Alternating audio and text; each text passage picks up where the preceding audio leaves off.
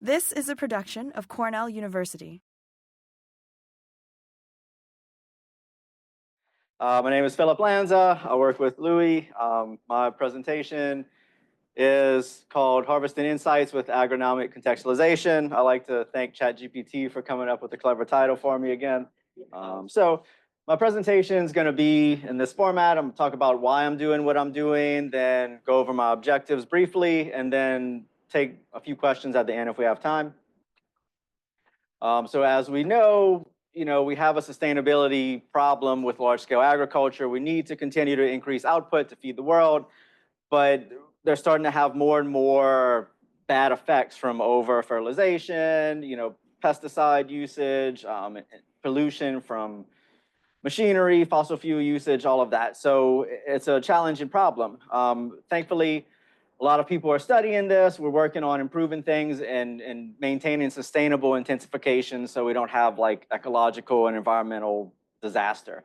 The thing that's kind of a barrier is it's often difficult to get farmers to adopt practices, so it's challenging because there's a lot of complexity in these systems. And if something goes out to a farmer and it doesn't work, then it kind of erodes trust between researchers and farmers. And that they'll be less likely to adopt things. So it's important as researchers that whatever we do, like the bucket says, we do it right. So one way to address this is doing on-farm experimentation. This is doing experiments on farms. We answer questions in production environments. Two main types are scientist-led, which make things kind of like this, where it's complete randomized block design or strip trials. Researchers design these, so they're replicated. Usually they'll evaluate the dependent variable given whatever. This looks like a nitrogen trial. Usually they're smaller scale because the complexity of the design doesn't allow them to be done by like a farmer. No fields look like this in actual production. The good thing is they produce clean data. It's easier to evaluate, and we can really determine, say, like causality and things from this. The bad thing is they're really done in production conditions, so it limits their ability to be implemented, and work exactly as we think. Another type is farmer-led, where farmers routinely do experiments on their fields, whether doing like a variety trial or different nitrogen rates, different application timings. These are the things that we've been working with where, we don't impose any experimental design. The farmers do what they do natively. Now, the challenge with this, if you look at the top one, this farmer did the control around the border of their field, which if you know agronomy, is not a standard condition. So basically it wasn't an effective control, but other ones do more sophisticated designs like this one at the bottom, where they did paired strip trials with a control between, and they really accounted for their data well. So, the challenge with this is often they aren't replicated. A farmer might do it on one, maybe two fields. So you have maybe a strip to evaluate. Other things are there are a lot of confounding factors we have to account for. Good and bad is that they're large scale. They cover the whole field, but that's a lot of data to work with, a lot of complexity to work with. And they're often subject to incomplete or inconsistent data. A lot of farmers, say, record their management data in a notebook, so there's no easy way to get that if they even record it. Sometimes like yield monitors break, so we don't get yield for the year spatially. The really good thing is they're done in real world production conditions. These are things that the farmers are interested in learning. They're more likely to adopt these practices, and the findings, the strong point of this is they're immediately applicable because they're done on the farmer's field. So the conditions are the conditions, so anything you find will probably work and be applicable. Now, one way to address this, as Louis said, is we're trying to apply observational research methods to agronomic systems. These are commonly done in medicine, social sciences, and are good for studying complexity, also where you can't necessarily impose a treatment, like you can't infect someone with COVID and say, oh, what happens? You have to kind of use existing data and see, what you can gather from it. So kind of data mining, data-driven methods work really well. I like doing data-driven methods. I don't like doing regular statistics, so great for me. And they require context, which are kind of objective data to characterize what's going on. So for purposes of agronomic observational research in my projects, I define this as the biophysical and environmental covariates present in the experimental area. So like soil properties, weather, terrain, weather, all these good things. One challenge, though, is how do we collect these data at the scale necessary to do large experiments and really leverage all the on-farm experimentation going on? One way is to go out in the field and pull samples. You know, we do this, it provides really good data. Here we are taking soil samples and microbiological samples for a biological nitrogen product. The challenge with this is it's a lot of labor. You know, you can't send 100 people out into a field to pull these. You have to pay to process them. So that limits its scale. And then fields are really big. You know, this one's over 1 kilometer. So to pull enough samples at a density sufficient to fully characterize it, it isn't really feasible. Thankfully, there are other sources of context data that are online. Weather data, precision agricultural sensor data like yield maps, as applied maps, all these things we can use. Environmental data like from different weather data products, biophysical data like soil properties, terrain data. And this is easier to use, but the challenge is it's still very labor intensive because they're in different sources, different formats. It's hard to kind of integrate them and get these raw data to produce knowledge, things that we can act upon. So it also limits its feasibility for a large scale application, which, is better than go and pull 100,000 samples, but still not awesome. So we get to my dissertation, which is developing novel tools, supporting research in agronomic systems with a focus on integrating biophysical and environmental contextualization data in on-farm research. That's a lot to say, but basically I want to make it easy for people to use this context data to apply observational research techniques so that way we can quickly come up with some solutions to the challenges that we're facing and sustainably produce food to feed the world without destroying the environment and the ecology.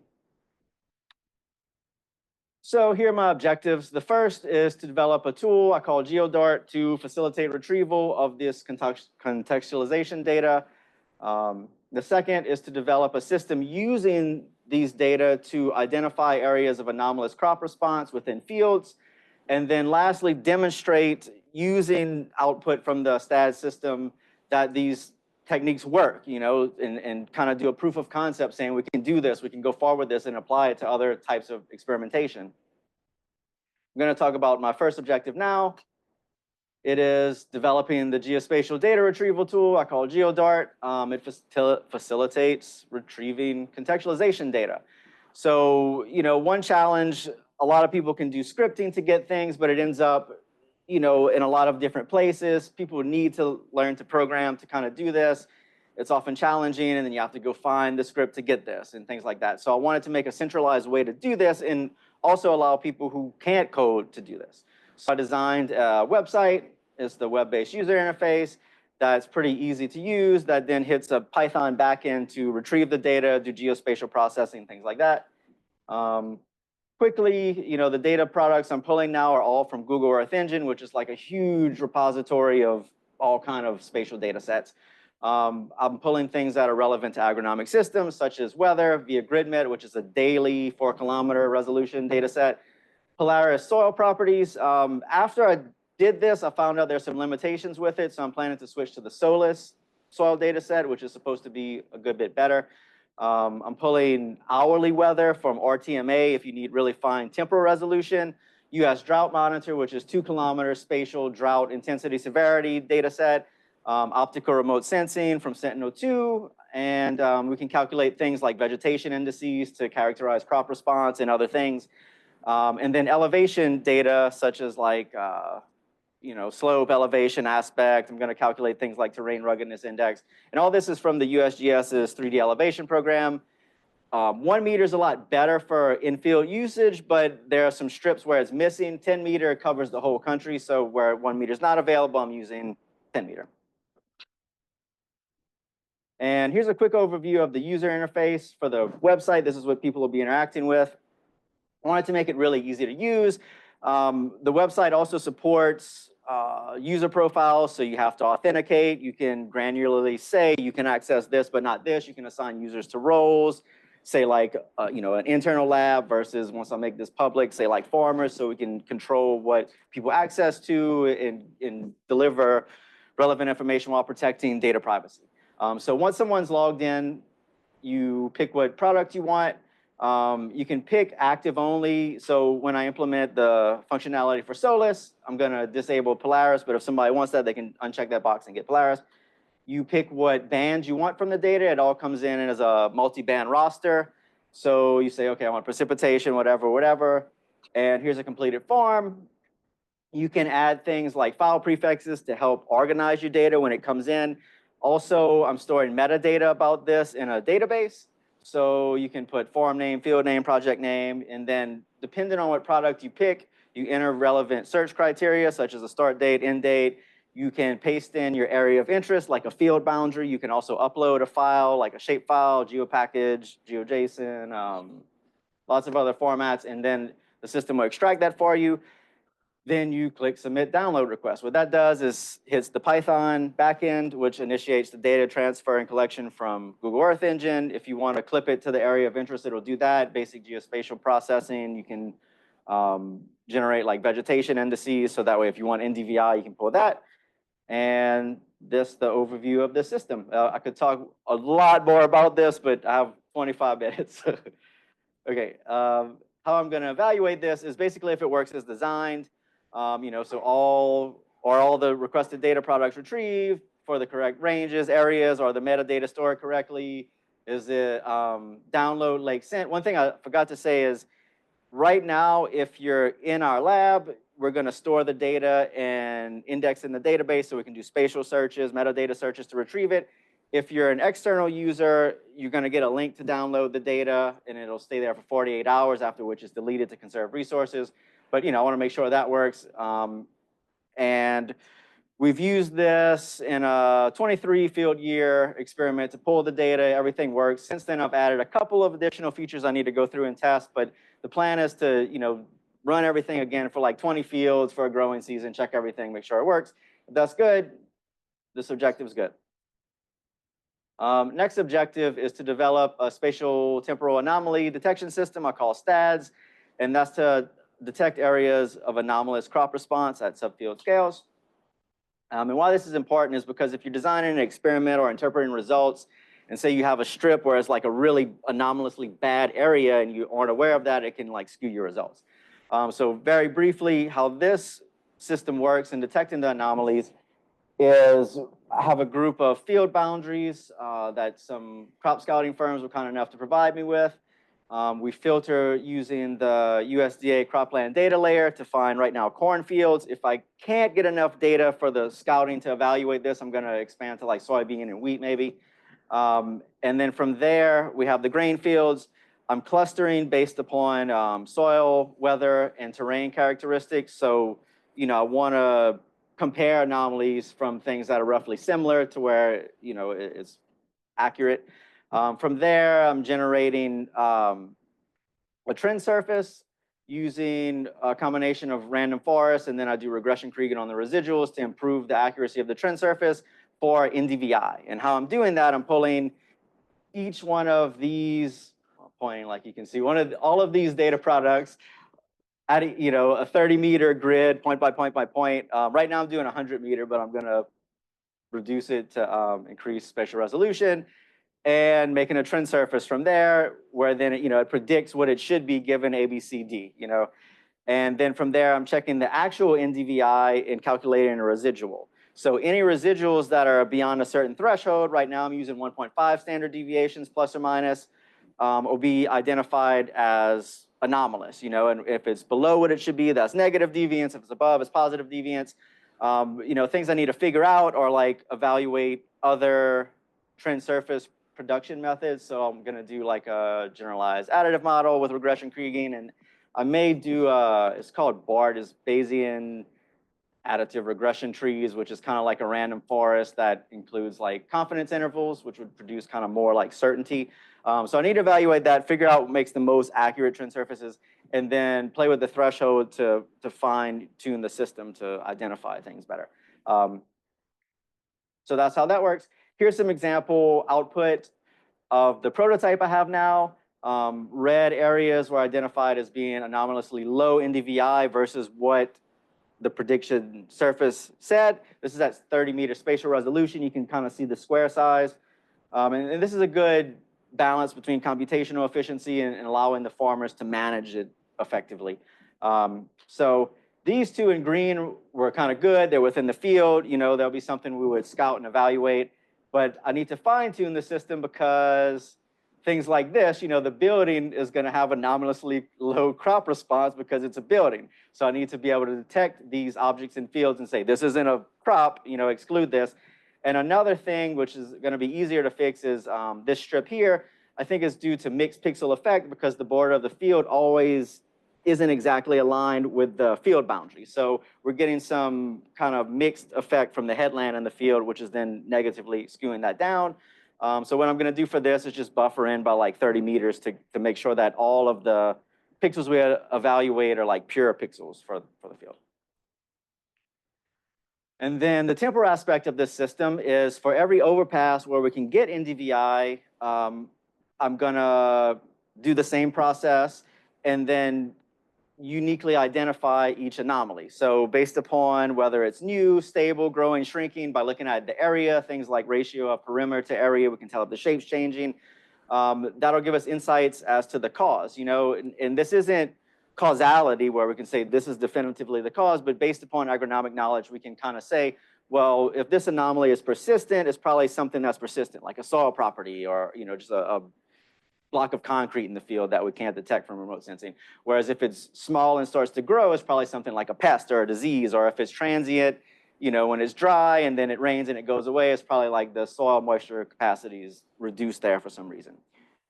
So using this, I think we can then target more like focused research and scouting to really determine causality. But in the short term, we can say, okay, well, this is an anomalous area. We're not going to put our trowel right here. Or like we can account for some uncertainty in our result interpretation because this included an anomalous area. So how am I going to evaluate this? This summer, partnering with some crop scouting firms right now, Western New York Crop Management Associates, maybe a couple others. The plan is to have them go scout 100 areas identified as being anomalous and just look and see, you know, like look at the plant, see if they're like really worse or better, and then look for things like pest disease, weed pressure, lodging, nutrient status, soil moisture, notable weeds. Now, soil moisture, you know, when they go through the fields, they go kind of quickly. So it'll be like, is it standing water? Is it muddy? Is it very dry? Is it, you know, anything really visible? We're not pulling like a probe or anything. And then just do like, you know, paired sampling 10 meters in the anomaly, 10 meters outside of the anomaly, so we can kind of compare and see, well, you know, the field should be more or less the same in this small area. We can see if this is like an actual anomaly or just an artifact of the system. And if, you know, I think if I get over like 70%, I'll say this was successful. The system was able to detect things. And I think as I go through and fine tune it, detection resolution will kind of increase. So the last objective is to demonstrate that, you know, using these observational techniques aided by the tools I've developed can improve kind of result interpretation by doing a comparative analysis of correlation between soil health and yield, which is a commonly accepted thing. We know this is true. Harold and Joseph were kind enough to let me use their awesome production environment soil health data, which they go and pull and get like a lot of soil properties and come up with a soil health score. We're going to get the yield data from cooperator farmers and agronomic firms. Right now, we have an overlap of about 161 fields where they have data and we have the boundaries. I'm hoping to increase that a bit. But even if we get like half, I think that'll be a good representative sample to show the utility of this. And then it's kind of a simple analysis, but there aren't as many confounding factors. So we can show really like using this context will increase strength of result interpretation, account for some uncertainty. And I'm going to do this with or without anomalies. The experimental design, I'm going to segment all of the fields into 4 groups. One will be all the fields with and without anomalies, so just like raw data like we would do without any context. Next will be the ones where the stat system didn't identify any anomalous areas, then fields with lower percentage of anomalous areas and larger.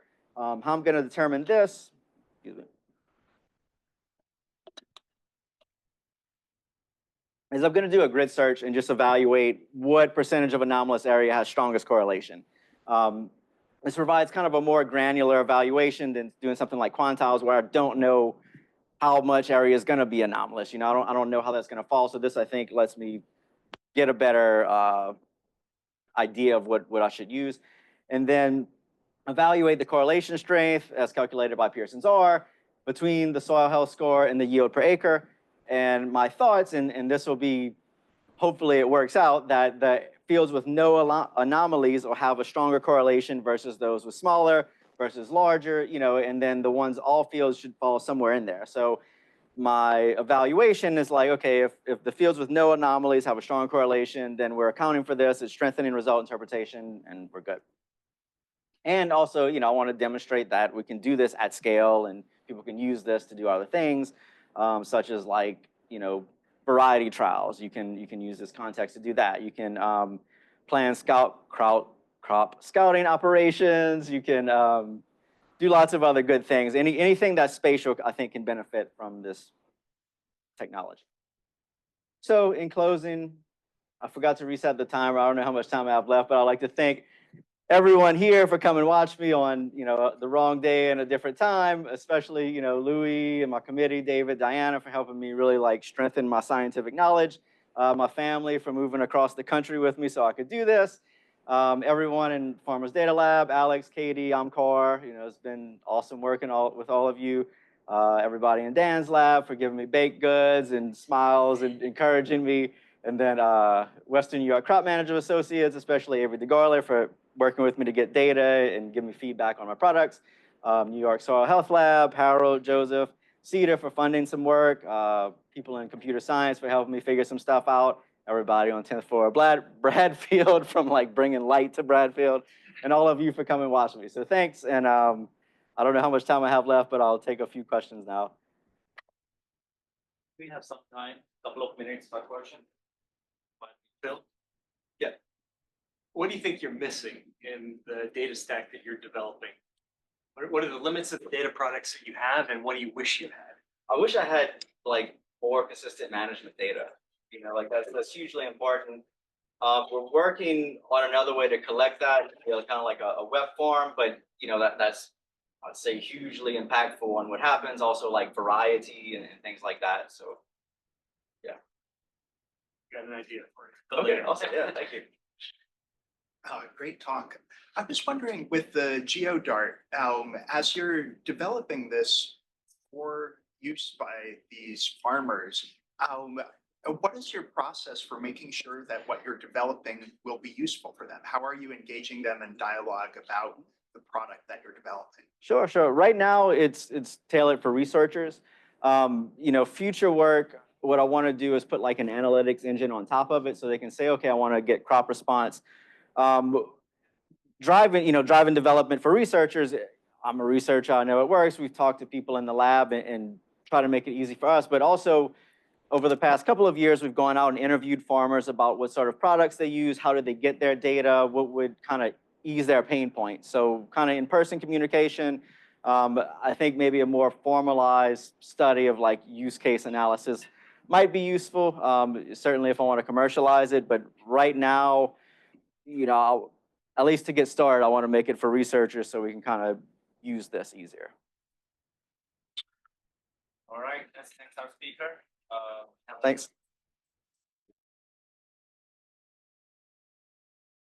This has been a production of Cornell University, on the web at cornell.edu.